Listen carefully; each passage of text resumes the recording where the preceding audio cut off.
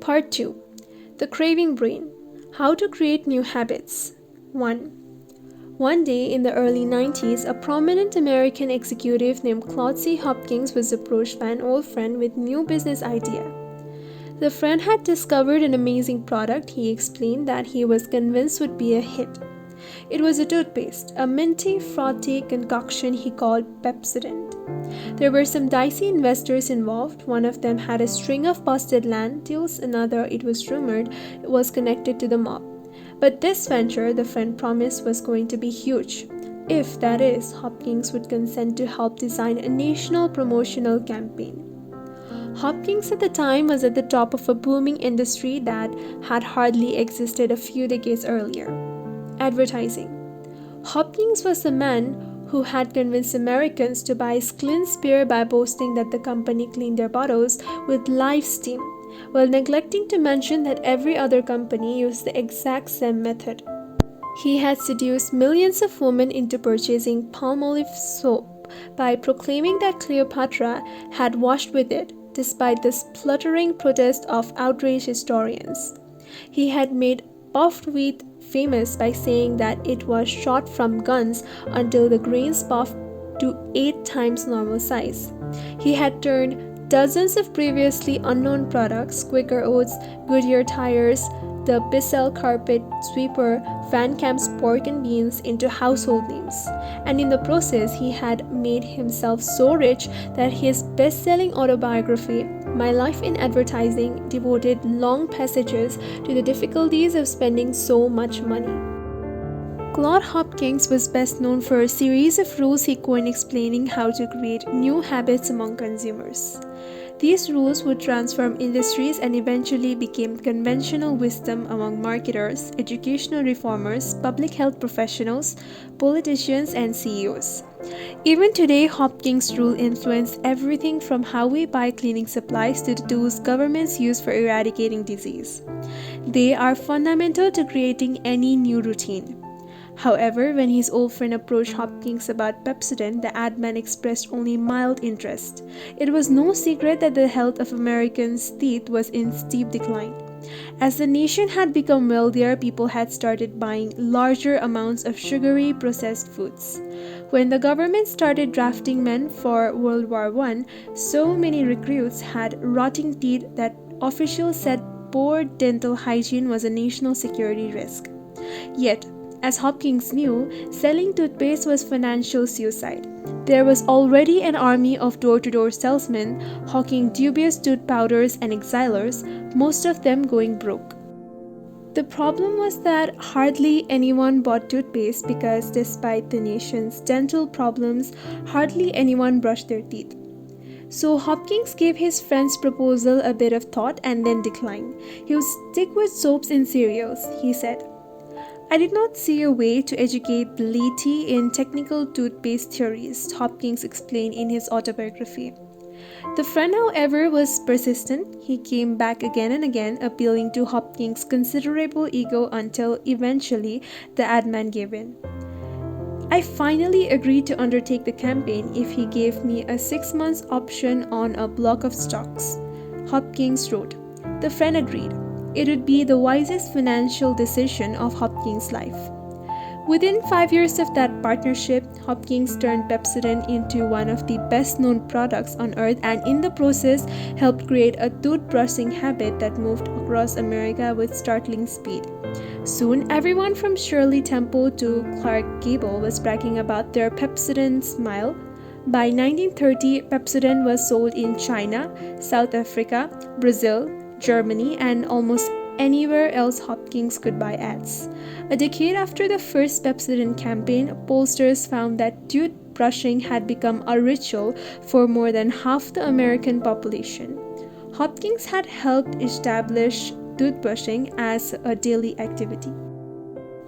The secret to his success, Hopkins would later boast, was that he had found a certain kind of cue and reward that fueled a particular habit. It's an alchemy so powerful that even today the basic principles are still used. Video game designers, food companies, hospitals, and millions of salesmen around the world. Eugene Pauly taught us about the habit loop, but it was Claude Hopkins that showed how new habits can be cultivated and grown. So, what exactly did Hopkins do? He created a craving, and that craving, it turns out, is what makes cues and rewards work. That craving is what powers the habit loop. Throughout his career, one of Claude Hopkins' signature tactics was to find simple triggers to convince consumers to use his products every day. He sold Quaker Oats, for instance, as a breakfast cereal that would provide energy for 24 hours, but only if you ate a bowl every morning. He hawked tonics that cured stomach aches, joint pain, bad skin, and womanly problems, but only if you drank the medicine at symptoms' first appearance.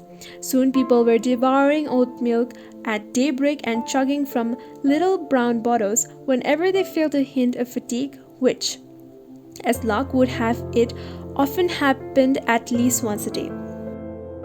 To sell Pepsodent, then, Hopkins needed a trigger that would justify the toothpaste daily use. He sat down with a pile of dental textbooks. It was dry reading, he later wrote. In the middle of one book, I found a reference to the mucin plaques on teeth, which I afterward called the film. That gave me an appealing idea. I resolved to advertise this toothpaste as a creator of beauty, to deal with that cloudy film. In focusing on tooth film, Hopkins was ignoring the fact that this same film has always covered people's teeth and hadn't seemed to bother anyone. The film is a naturally occurring membrane that builds up on teeth regardless of what you eat or how often you brush. People had never paid much attention to it, and there was little reason why they should. You can get rid of the film by eating an apple, running your finger over your teeth, brushing, or vigorously swirling liquid around your mouth. Toothpaste didn't do anything to help remove the film. In fact, one of the leading dental researchers of the time said that all toothpaste, particularly Pepsodent, were worthless.